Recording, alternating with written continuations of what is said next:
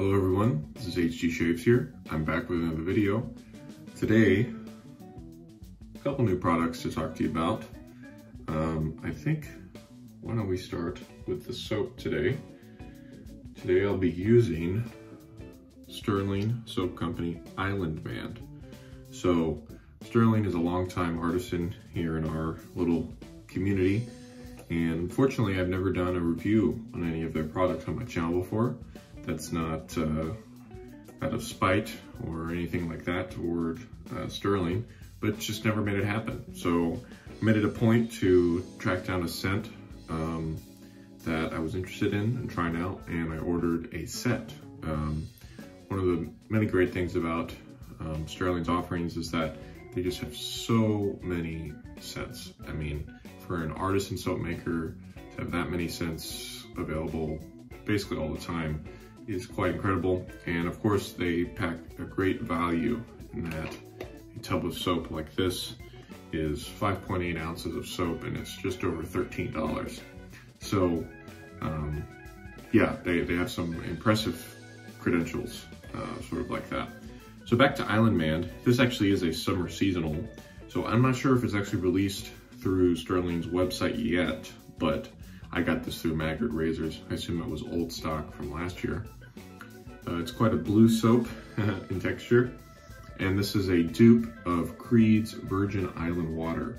So it doesn't have any blue notes in terms of like aquatic themes, but it's got a bunch of citrus, it's got a couple florals, and then it's got things like coconut, rum, and musk. To me, I get a very strong kind of orange lemony scent with a slight bit of floral on top. And I think it's balanced out quite nicely by the rum. I believe that is the slightly darker while still sweet note that I'm perceiving kind of on the bottom. Yeah, this is a fantastic original scent by Creed, and I hope to pick up a little decant of the actual fragrance sometime in the future. This, of course, is their tallow formula, beef tallow, and as it says on the label, the highlights sort of include tallow, lanolin, and shea butter. It's also got castor oil, coconut milk, almond oil, and some other chemicals.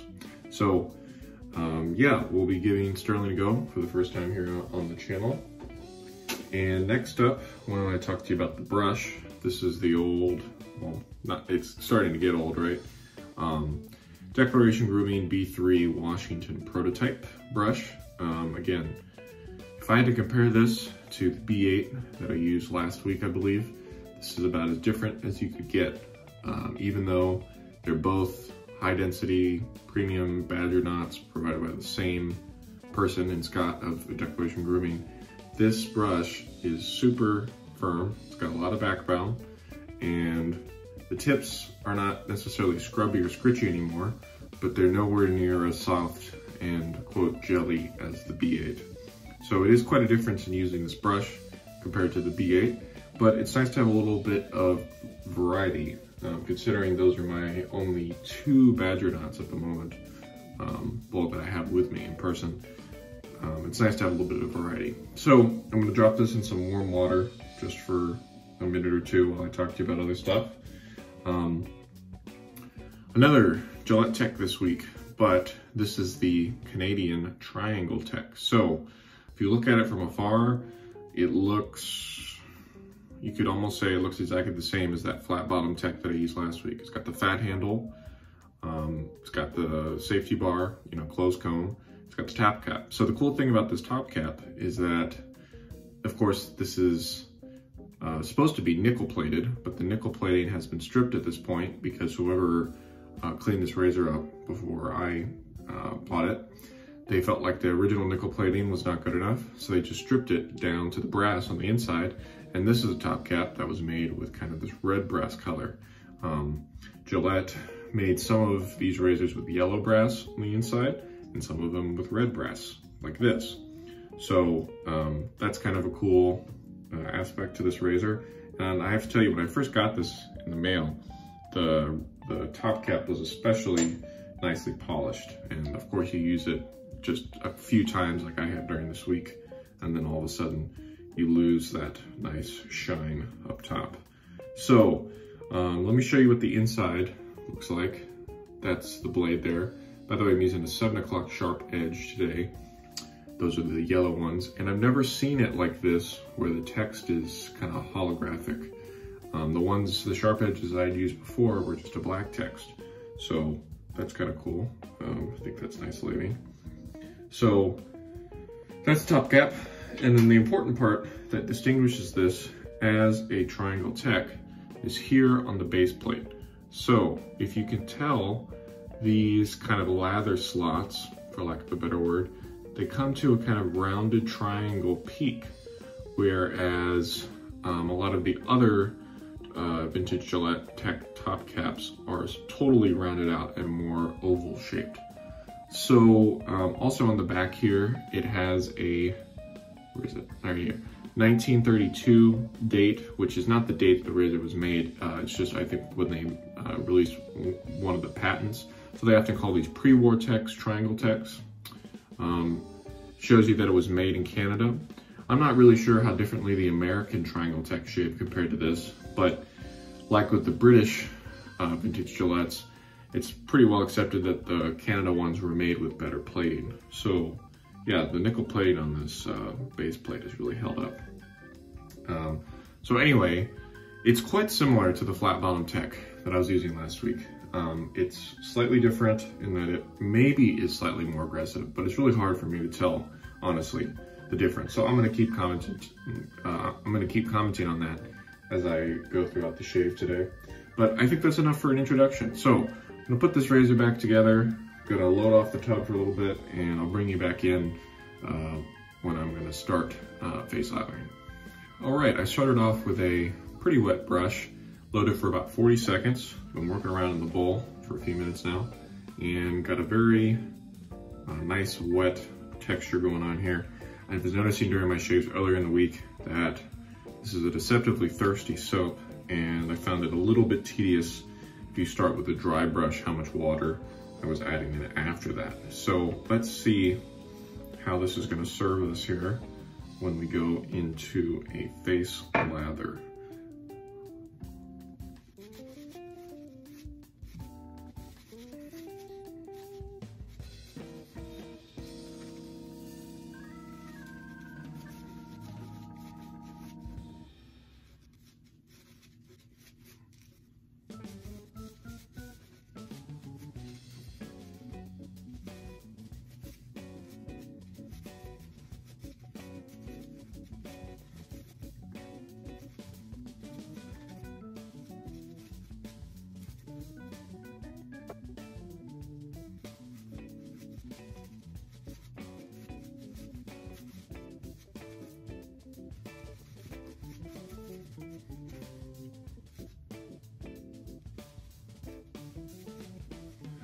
Okay, so one thing that I've been noticing about this brush since having it is that when you do some painting strokes or scrubbing strokes, the lather kind of disappears from the middle and it goes to the sides. So you have to be sure to move it back to the middle.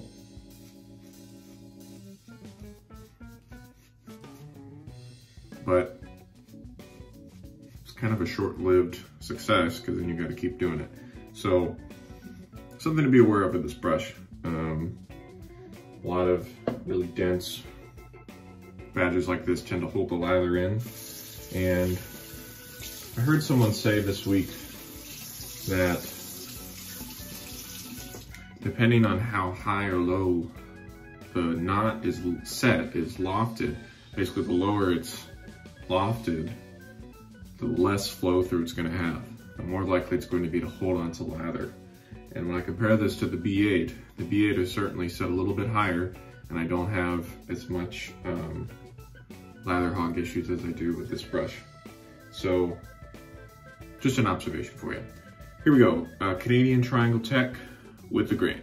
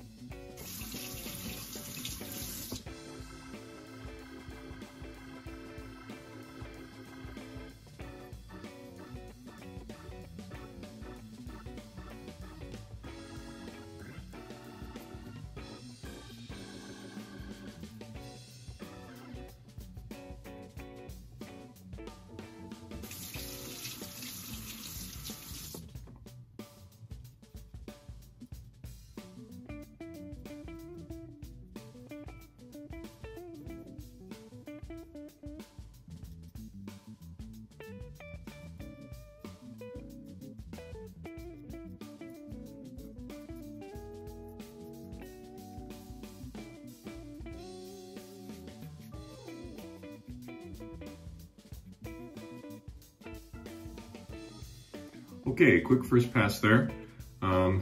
Observations about this razor compared to the flat bottom tech. Again, it does have a slight more bite to it. I mean, it's still not a lot of bite in the grand scheme of things, but it's just not as forgiving as that flat bottom tech. If you go over a spot too many times, if you don't maintain good technique, it'll come back to get you more so than the flat bottom tech. Yeah, so I'm gonna rinse, come back for pass number 2.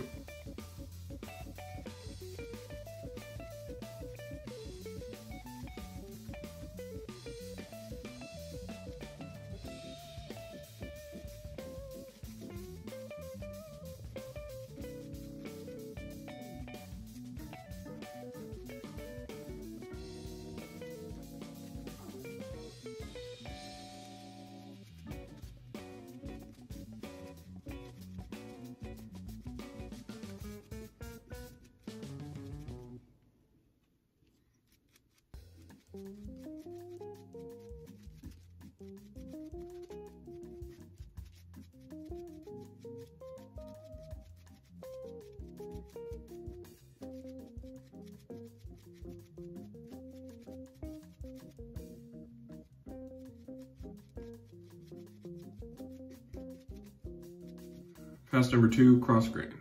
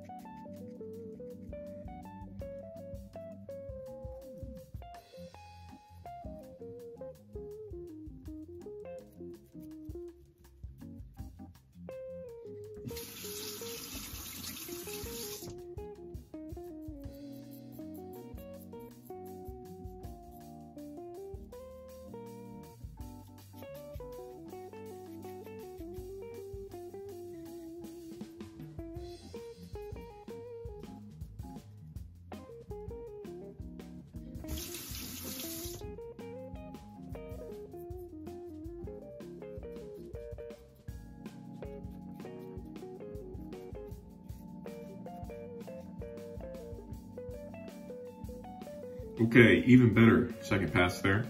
I think with all these techs that I've tried, the across the grain pass is always better than the with the grain. Need to figure out how to get my with the grain passes better with these razors.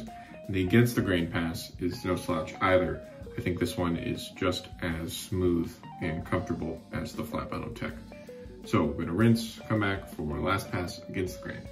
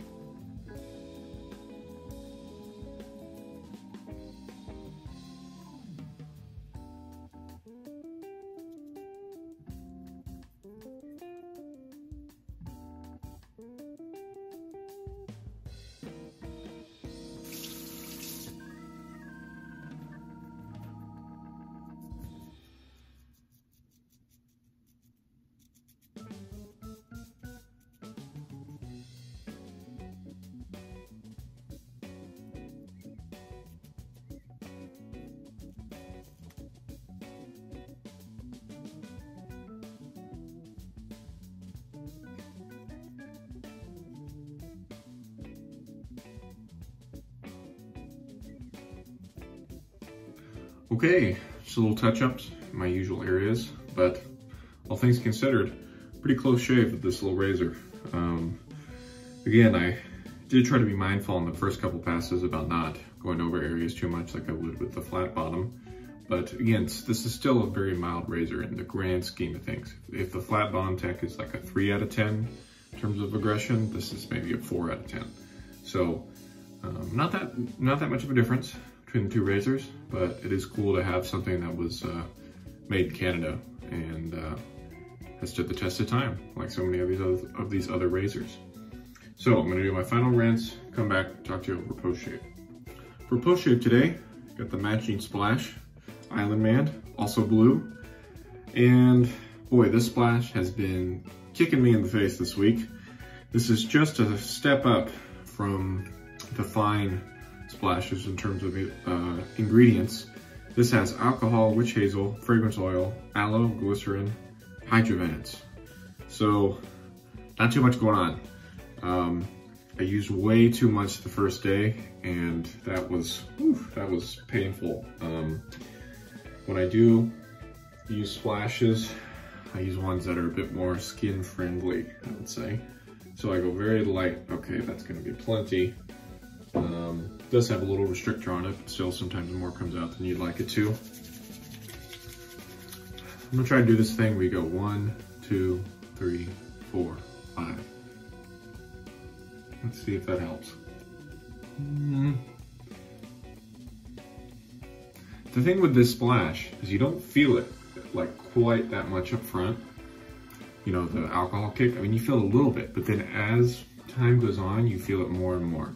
Like now the alcohol is starting to burn me much more than it did in the beginning. And you have the opposite sort of experience with, you know, the splashes from Barrister & Man, Declaration Grooming, companies like that. It's a little bit of alcohol up front, and then all the botanicals, you know, quote, skin food stuff comes in at the end.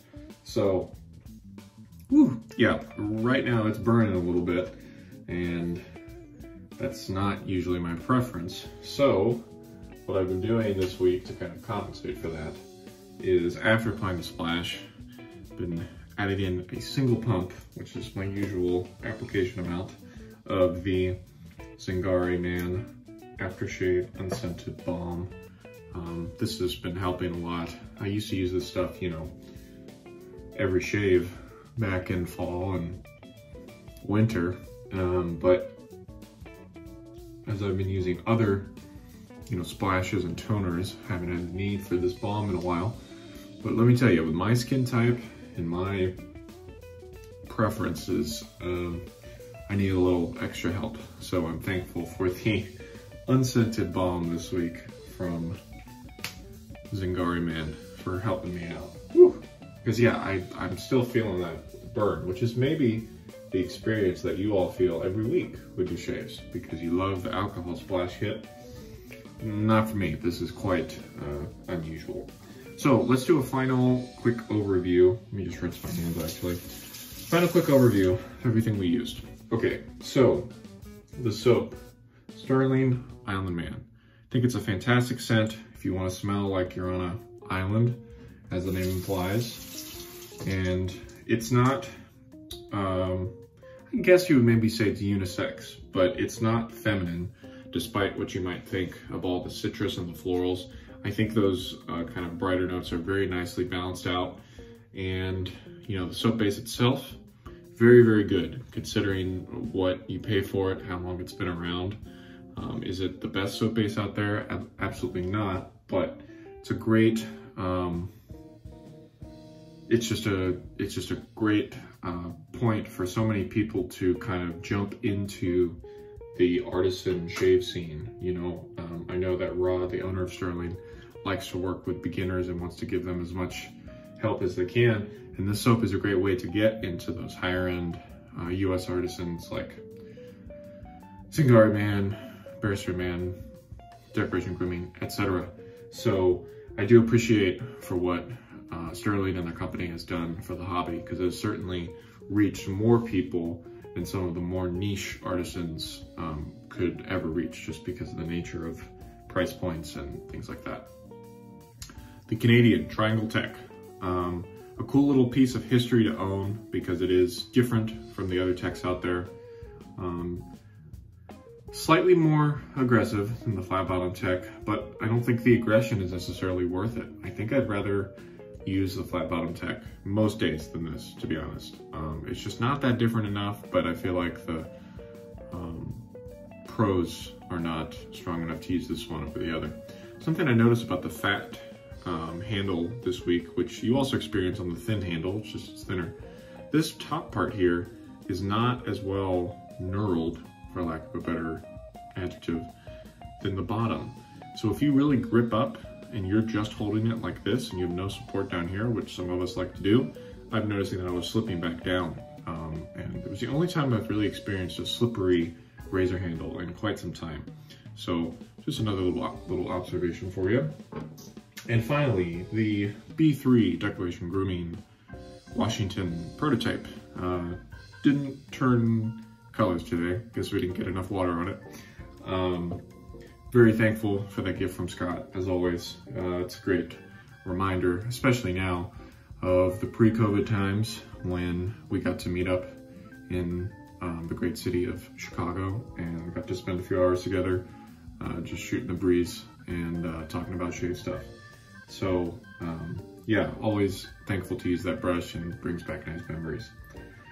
So with all that said, thank you all for watching. Went long today. I guess I'm passionate about my vintage razors and my Stirling soap. Who knew?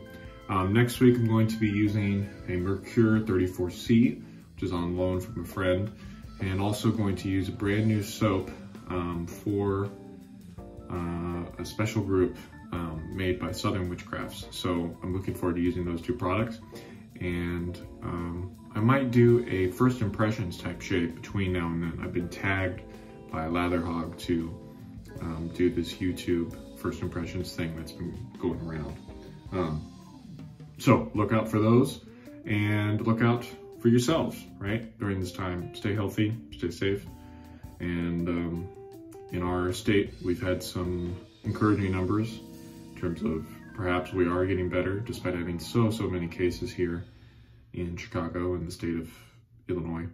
So hope you all are doing okay. And if you have any questions, let me know, okay? This is HG Shaves. Take care. Bye.